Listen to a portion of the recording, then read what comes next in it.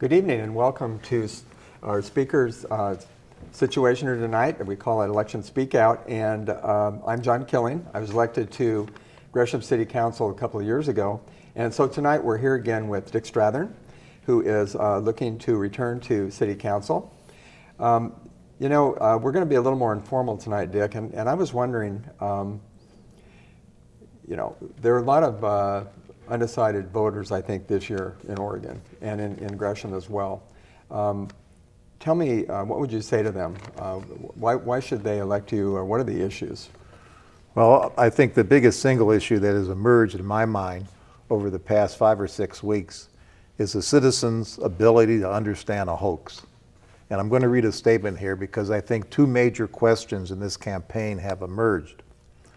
Will the Citizen Initiative campaign 26-141 prevail against special interests and City Hall and the hoax perpetuated by those who designed the election system to control the electorate for their special needs and the economic welfare of special interests?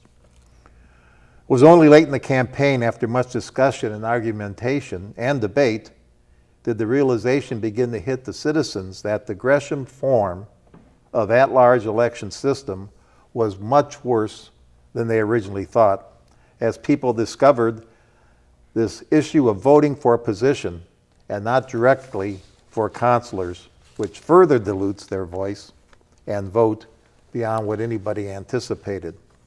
Gresham voters now realize that they do not get to pick their top 3 out of a pool. The way it's designed, it makes that impossible, and that's really how most at-large elections are run. So we're trying like mad to close this information gap between now and the election day itself, because a lot of people are only now hitting that realization as they think it through. And I think we will prevail. The general feeling is once they understand that, it's a no-brainer in terms of how they're going to vote. Well, it's been that way since 1986, and I personally think we've lost a lot of time in different areas of the city as we've grown. It's really difficult. It's a volunteer job. We have whether we're retired or not, people are busy, and there's a lot of time, as you know, devoted to city council and to city issues. And so it's important to recognize there's talent throughout this community and leadership that can be developed, and we need to find that. And I don't see how we can do that when we have a handful of neighborhoods that over and over folks are elected from. I think that we are not so elite as to think that there can't be other voices out there that we should be developing. So tell me about the signature gathering, the reaction of City Council. Well, I'll be honest, the biggest surprise to me was what I thought was the overt and overreaction on the part of City Council, on the part of the Mayor's office, and the part of special interests while we were gathering signatures in a citizen petition where they did everything they could to scuttle that.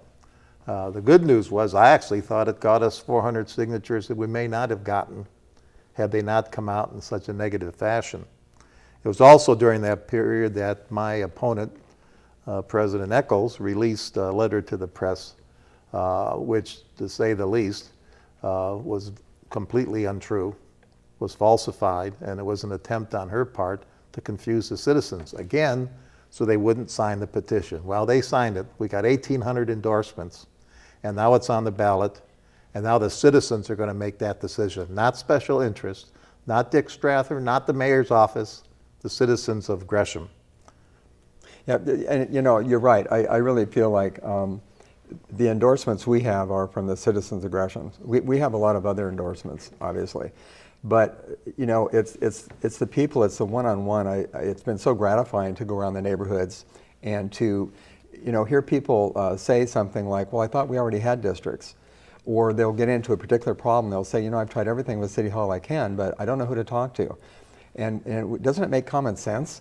That you would know who is elected in your area that actually lives there, that would know the significance of some of the problems you have right there. I mean, it's so common, it's right in front of our face, and yet there are so many in leadership that don't see it, or they're just in denial. I don't know which it is. Well, I think the reality is there's no way any councilor can represent the entire city. That's the mayor's job. districts would give them the opportunity to have their own dedicated counselor who they could hold accountable, who would be their voice in council chambers and would be extremely familiar with the neighborhoods in his district or her district. And guess what? They would be extremely familiar to him or her. And they would, I would tell you right now, counselors' attendance would improve significantly. You wouldn't have all this calling in the council meetings that we see now, or absenteeism at a level, because people would demand accountability. They wouldn't stand for that. I thought the biggest joke I saw was in the Oregonian saying that the people would lose their authority. Yeah. This is what blows my mind. They have no authority right now with the way council is structured. There's no way to hold the council accountable. So this is going to change. Well, part Their of it, voice is going to come back. absolutely, and part of it is that, you know, in some instances on council, being on the council, I know that there is at least some phone-in representation, and, you know, I think that even though it's a volunteer situation, I think that citizens should expect that their city councils will be at the meetings, and that they will participate in those meetings and not do it by phone. And if you're going to do it by phone, I don't think that you should really be involved in city council. We do have obligations, and if there's work or a job, then I think that if that's the priority, then I think it's time to step aside and let someone else fill in. Well, the biggest gripe, John, has been from the citizens is that the concentration of councilors is from one location in the city. In fact, a majority of council resides in one single neighborhood. The question they say, do we want democracy for one neighborhood, or do we want it for the entire city of Gresham? That's what I'm hearing. And, you know, and there's been, you know, I think people are really, they're getting overrun with all these ads, and oh my gosh, you know, and there's a lot of negativity. And I know it sounds like, you know, that we're being, you know, resentful or negative on this issue because we want to get you reelected and we want to have districts. But, you know, it's kind of like David versus Goliath, and I think that's part of the problem. We're not trying to be that way. But, you know, frankly, there's been so much money that is spent in this campaign against districts and, you know, against your campaign that it's mind-boggling. You know, there's some races that, not these, but just for the Senate race out here is over $500,000. It's probably, you know, approaching $750,000 for heaven's sakes. So again, we want to get it down to the level of just talking, you know, one-on-one and in groups to folks, you know, saying, look, we want to have districts. It's a way to go. We want to have Dick Strathern back on city council, to have an individual that is so involved in the city and really cares, you know, about what's going on. You know, so what tell me whether it's any particular area of the city, but let's focus just on Rockwood for a minute. But there's been a couple of significant things that have happened there with contacts you've made or Facebook. I'm glad you brought that up, John. The biggest surprise, most pleasant surprise, has been the fact that on my Facebook, I have about 550 people. And in the last 3 weeks, 200 people have come on that Facebook from the Latino community, several of them representing organizations. So if anything has come out of this, it's beginning to wake up that Rockwood community, that people have to take responsibility and get involved. The other good news was 3 of the 4 candidates who spoke at the debate the other day, and by the way, these debates are coming up. It's very important that everybody watch them. But 3 of the 4 counselors in the debate came out and endorsed districts. That was a tremendous breakthrough. So the change is coming. It's on its way. Well, that's fantastic. And as we close tonight, as we get to that point, I want to say that my grandson Liam is 4 going on 5, will be 5 November the 4th. And he's going to be voting in 13 years. So how do you see Gresham, you know, with your leadership? Where do you think Gresham's going to be headed? What, you know, with what you want to do and with districts and so on, what are you thinking? Well, as a city of over 100,000, I think what we'll see, districts is the first step. And I think we'll see a streamlining of our government. We'll probably see it moving to a strong mayor-type structure. When I talked to the mayors of Salem and Eugene, it was quite interesting to see how the mayor's role was quite different with districts than it is at large. He really has a job to do when he has districts, because it's his responsibility to focus on the city and make sure that team plays well for the city. And it was interesting in Salem, the mayor gets voted up every 2 years. The councilor's 4. And they said, well, that's his job to make sure that council's functioning effectively. Yeah. Well, you know, it's great to have you here tonight, and you know, I'd love to be working with you on City Council. We've talked about that over the years. There could be some great camaraderie that way, you know, where you know, people support the city in that way of really wanting to have representation from all parts of the city. Mm-hmm. And none of us are, you know, you and I are not so elite that we can't find talent otherwise. And we really want to develop the next area of leadership, and we think that's going to be coming soon, right? Well, great. Thank you, John. Oh, you're welcome. Thank you for the interview tonight. Thank you.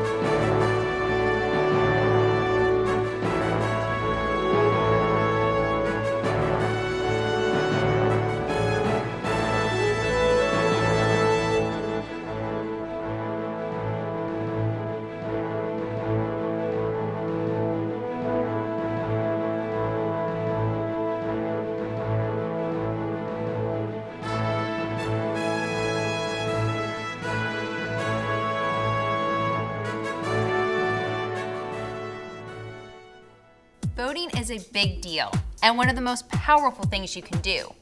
But deep down, people vote because... I vote for my family.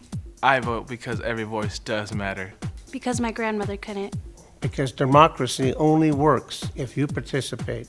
I vote because if I want my voice to be heard, the first thing I must do is vote. I vote for more bike lanes. For cleaner streams. For more jobs. For the future of the arts. I vote because I want to say where my tax dollars go. Because of all the women who ensure my right to vote. Because I did last year. Because it's easy. I vote because it's my civic duty. And I vote because I can. Register, engage, vote. It's in your hands.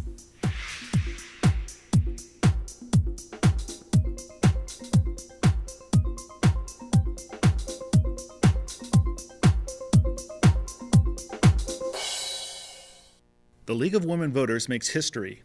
Our country would not be the same without their dedication.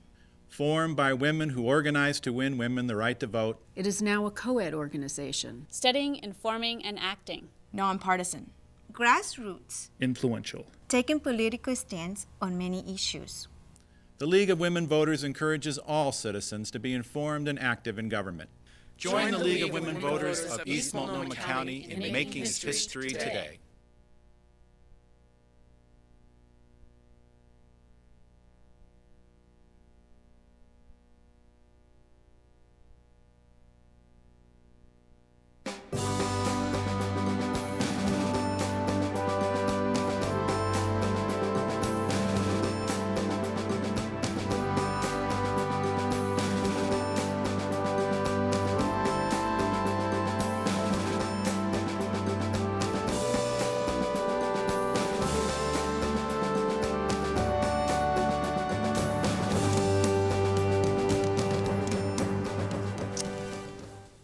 Welcome back to Candidate Speakout. My name is Mike Goss, and I'm interviewing Mayor Jim Kite, who's running for another term as Troutdale Mayor. Jim, all of the things that you have said during the campaign have been positive. They've been about the good things going on in Troutdale. Why don't we start with the Troutdale Reynolds Industrial Park and the FedEx complex? Good place to start. That particular property won the national award. The former home of Reynolds Aluminum won the Phoenix Award, if you will, for a cleanup of the property. The aluminum company, Alcoa Aluminum, did a $231 million cleanup of that property. It was purchased by the Port of Portland and is now home of the regional FedEx facility. And it's got 750 employees. It's a $129 million project. And already FedEx is looking to expand that property to add another 215,000 square feet. FedEx had a banner year this last year. More and more people are buying things on the internet, and that requires, of course, home delivery. So it helps, of course, the employment situation in Troutdale. A lot of people say, well, those are kind of low-income jobs, but I don't know about you, Mike, but when I started at the bottom. And there's a lot of students going to Mount Hood Community College, and they're able to find employment right there at that particular area. So I think it's a great thing to have the FedEx facility there. By the way, that facility covers Oregon, Washington, Northern California, and parts of Montana and Idaho. So it has far-reaching effects. I understand you've given tours inside that facility and you've watched the conveyor go by at 75 miles an hour. Yes, in fact, it's fascinating to watch that. And FedEx actually invented this piece of equipment. So if you have a box that's got a barcode on it, normally you had to turn that box a particular position so it could read the barcode. Now with that new piece of equipment, it doesn't care which way the box is coming through, and it goes by very, very quickly. And there's little arms that then direct that box down a chute, and there's somebody down at the bottom loading. It looks like a mosaic as they're putting all these boxes in the back end of a FedEx truck, and of course they go all over the Pacific Northwest. Wow. Let's move to the Troutdale Energy Center. Tell us about that. This is probably one of the most exciting projects to come down the pike for the city of Troutdale. This is a $680 million project, and basically it's a cogeneration plant. As Mike, you know, and our listeners know, the Boardman plant, the coal-fired Boardman plant for Portland General Electric in the year 2020 is going to be closing. So they're looking for the other options. Right through lot number 3, right to the southeast corner of where FedEx is located, is a big natural gas pipeline. Well, that natural gas pipeline could be used for this cogeneration plant. So they have 653 megawatts, which would provide electrical service through 350,000 homes. During the construction project, and this is really interesting, 2,315 direct jobs, people that would be working for the next 4 years on building that plant. And then there's the multiplier effect, the employment multiplier effect of those people working at the plant of another 2,350 jobs. By the way, the starting salary in most of those jobs at that Troutdale Energy Center is $96,000. And for the listeners at home, they have, at any particular time, they have 50 openings. This is a company out of White Plains, New York, and it's called the Development Partners, because they can't find qualified workers, trained qualified workers to work in these plants. So what are they going to do? They contacted Mount Hood Community College, and they're going to start a training program right there at the college. They said they're going to do that even if they don't build the Troutdale Energy Center. Great news for East County. Wow. Well, those were two examples of people at work. Let's talk about people at play. Let's talk about our parks. Well, it's interesting. Out of all the cities in the Portland metropolitan area, we have most of our property is off the tax rolls. A lot of our property in Troutdale, because people like parks, are parks. So we have regional parks, we have neighborhood parks, and just outside the city limits, probably one of the most popular parks, particularly to the people in the Portland metropolitan area, is 1,000 acres, the former Hickland Farm. And people bring out their dogs and they're able to run and just let them roost. And they go, that particular property goes from the I-84 north all the way to the Columbia River. So, and of course we have the Glen Otto Park right on the shores of the Sandy River. And last year we had 28,000 people come to our park. So we have a lot of visitors, which creates employment for Troutdale because you have to provide those services for those visitors and the people using our park areas. Excellent. What role have you played in these three items? You're always moving. I've never seen you're either moving at full speed or you're unconscious. I've never seen the unconscious part. I only see you going by. What role have you played in these important projects? Well, Mike, before you and I stepped in the studio, I gave you an example. In this very building, the Oregon Community Foundation had a brunch. I received a little 3x5 postcard inviting me to this brunch. I had no clue what the Oregon Community Foundation was. As it turns out, they give, you provide an application for a grant and they give you money. This is a good thing. So one of the things I was looking for was money for a recreational program. And by the way, kind of as a sidebar, Troutdale is the only city in all of East Multnomah County that has a recreational program. And we just won a governor's award. There was only 2 cities that received an award from the governor's office on physical fitness, and Troutdale was one of those 2. But going back to the Oregon Community Foundation, as it turns out, the CEO said, what we do is we give money. And I thought, this is great because you know what? There was no competition in the room from the other elected officials. So we were able to fill out the grant and get money for a recreational program in Troutdale. And this is great because not only did the people in Troutdale use that recreational program, but all of the people in East Multnomah County like Gresham, Fairview, and Wood Village. You seem to have the ability to sniff out the opportunities. What's your secret? Well, I think the secret, Mike, is networking. Let me give you an example. At the League of Oregon City, this is the annual meeting that we have of mayors and councilors throughout the entire state of Oregon. By the way, there's 242 other cities in Oregon, and we are able to meet with state agency heads. The one I focus on the most is Matt Garrett with the Oregon Department of Transportation. And tonight, this very night that we're taping this show, is they're having a meeting at the Holiday Inn Express, and they're going to be spending, Oregon Department of Transportation, $22 million to create a 2-way on Marine Drive. Why is that important? Because that'll allow the freight traffic to go to the Troutdale Reynolds Industrial Park, where the Energy Center is going to be built, and currently, as we mentioned earlier, the FedEx facility is. Those things just don't happen by chance. That's excellent. What's in store for the future for Troutdale, Jim?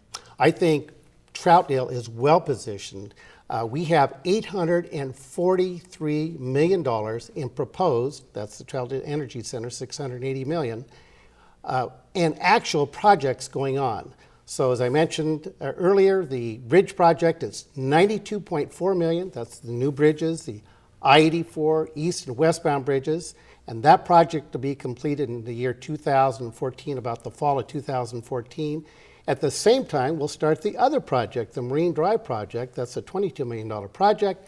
Again, it's about networking. So there's federal money, there's state money, Oregon Department of Transportation, there's the city of Troutdale that's put into this, so this project could be completed, as well as the Port of Portland. All those pieces are coming together to make that project happen. Wow. In light of everything you brought up, why should voters vote for Mayor Jim Kite for another 4 years? Well, I think one of the primary reasons is I'm always there. If there's a meeting, I'm there. I'm looking for opportunities to improve our city. I'm looking for opportunities to bring resources back into the community. And if I could segue back to the College Nature Park, and I think we have a artist rendering of that, that money is Metro money coming back in. So we don't want to be just a donor. We want the money to come back into the community. They're spending $546,000 on the corner of Stark and Troutdale Road to build a 5-acre park. And it's under construction as we speak, expected to be completed by mid-November. Again, that adds additional assets, which creates livability into our community. Excellent. So what the voters get, in a nutshell, what do the voters get when they say, I'm voting for Jim Kite for mayor? What do they get? You get a mayor who's totally engaged at every level, at the federal level, at the state level, at the local level, at the county level. And over the 17 years that I've been on the city council, 4 as the mayor, I have a lot of contacts and a lot of people I can call no matter what the situation is, and we look for solutions. We look for ways to create, assist in employment centers, like the Troutdale Reynolds Industrial Park, or transportation improvements to make it better for the traveling public, or whether it's commuters that are coming through into the, live in the Troutdale area, or traveling east. You know, maybe they're going up to, Mount Hood, that type of thing. So we want to create a job center in Troutdale. One of the most valuable commodities is time. And I'm hoping to create a situation where more and more people can live in Troutdale and not be just a bedroom community, but also can work in Troutdale. That'll be a huge savings in time. Excellent. The voters have a choice.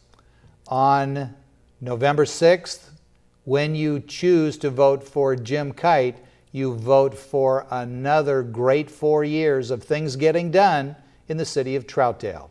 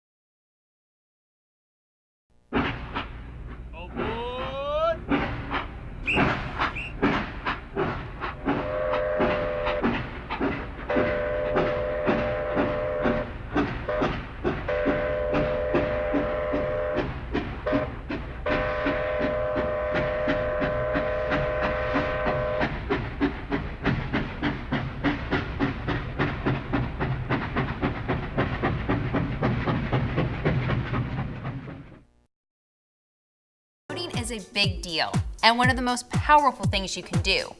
But deep down, people vote because I vote for my family. I vote because every voice does matter. Because my grandmother couldn't. Because democracy only works if you participate. I vote because if I want my voice to be heard, the first thing I must do is vote. I vote for more bike lanes. For cleaner streams. For more jobs. For the future of the arts. I vote because I want a say in where my tax dollars go. Because of all the women who ensure my right to vote. Because I did last year. Because it's easy. I vote because it's my civic duty. And I vote because I can. Register, engage, vote. It's in your hands.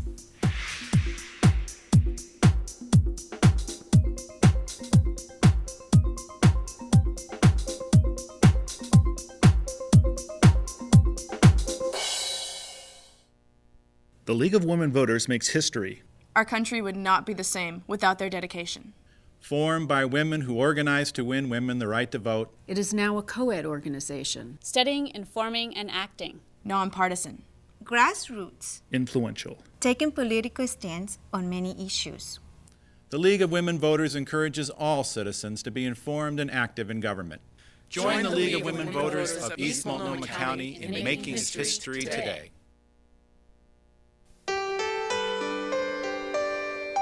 If you took away a star for every 1 million people who didn't vote, and a stripe for every 5 million non-voters, and a patch of blue for the 10 million people who didn't care, exactly what kind of flag are we waving?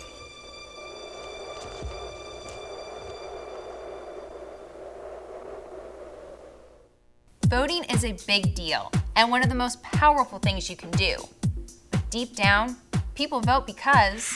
I vote because it's my right and my responsibility. Because if I want my voice to be heard, the first thing I must do is vote. Because democracy only works if you participate.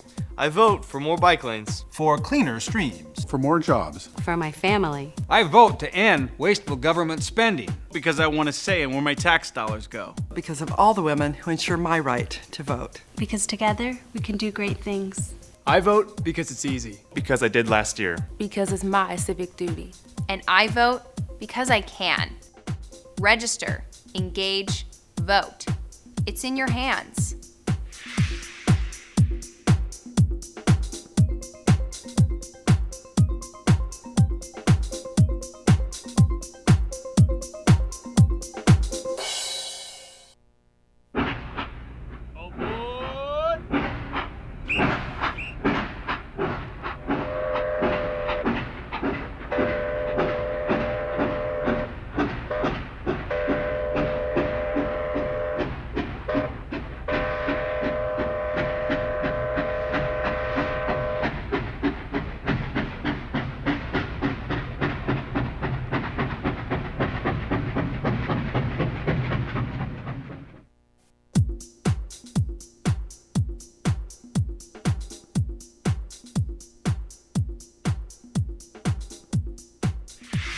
Yo voto porque quiero hacer una diferencia. Por el futuro. Porque es mi deber. Yo voto porque es fácil. Porque la democracia funciona. Porque yo quiero que mi voz se oiga. Yo voto porque sí se puede.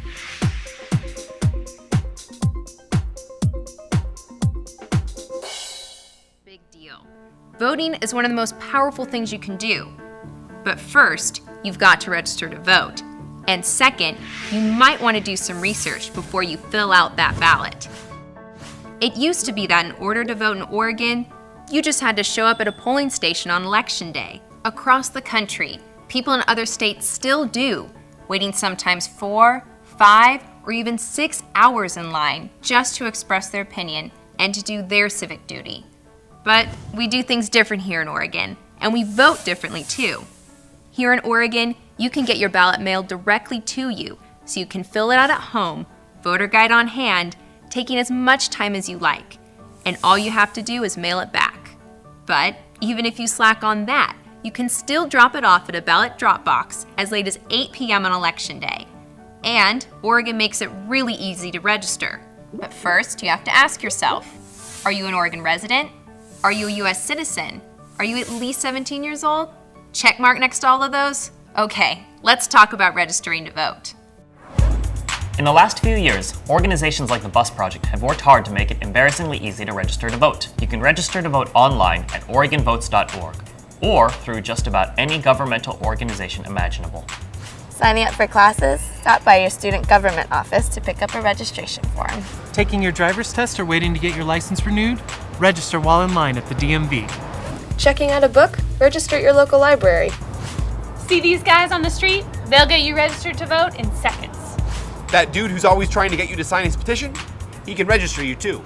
On government assistance, you can get registered to vote when you get Oregon Health Plan, food stamps, unemployment insurance, or other services. You can also register at the county elections office. And if you lose your ballot or forget to mail it, you can drop it off or pick up a new one there. All you need is a valid state ID, a driver's license, a learner's permit or ID card, or your social security number and a valid mailing address. Want more information? Check out the Bus Project, Rock the Vote, or Project Vote Smart. We'll not only get you all the info you need, we'll even remind you close to Election Day. That was a lot of information in just a little time. So to simplify, go to OregonVotes.org to register to vote. And remember, you can't vote until you're 18, but you can pre-register when you're 17. And because Oregon votes by mail, you need to re-register every time you move. If you need to find out where you can drop off your ballot, you can find the closest drop box at sos.state.or.us/dropbox. So by now, you're on your way to voting. You're registered, you know how to find a drop box, but of course, you owe it to yourself to be an informed voter. So first, what are you voting for? State Governor. Oregon Supreme Court. The President of the United States. Senator. City Councilor, County Commissioner. U.S. Representative. Now, when most people think of voting, they think of the really big elections, the presidential election for one.